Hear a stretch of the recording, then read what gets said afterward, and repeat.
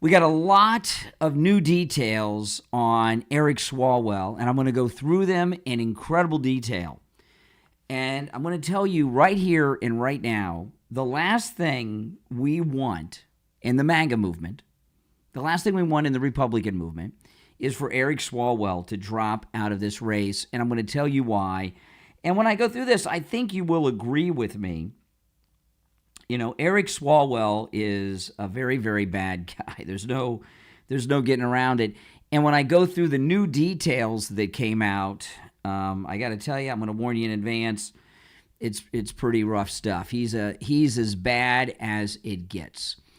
But here's why we don't want him to drop out.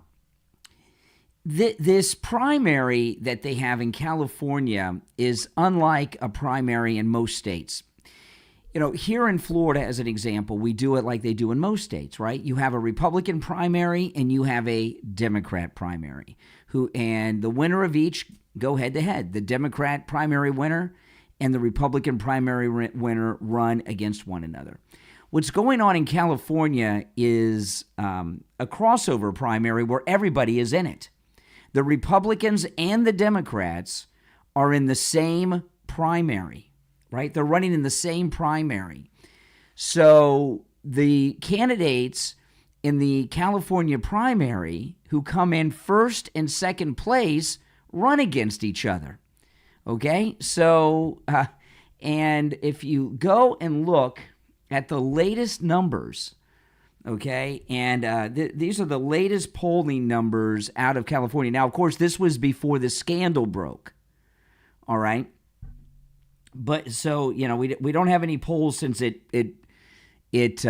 broke and all this new information that's coming out, okay? But this is the latest poll. It's 1,200 likely voters, and this poll concluded on April 5th, okay? The Republican, the first and second place is Chad Bianco and Steve Hilton, and Eric Swalwell's in third place, all right? Chad Bianco, the Republican sheriff of Riverside County, has 14% support from likely voters, including voters leaning towards his candidacy.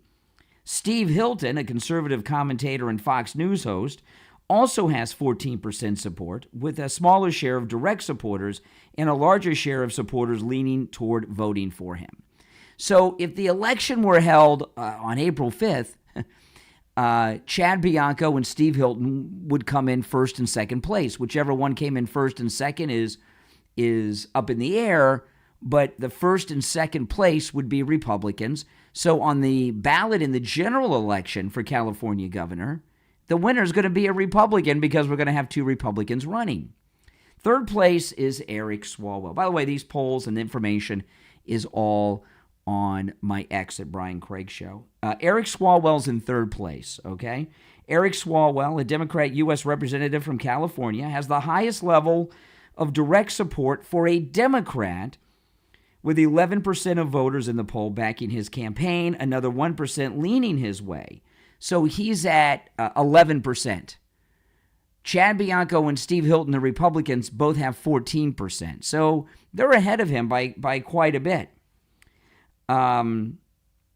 Two other Democrats, former U.S. Rep. Katie Porter and Tom Steyer, a billionaire philanthropist, have 7% and 11% respectively.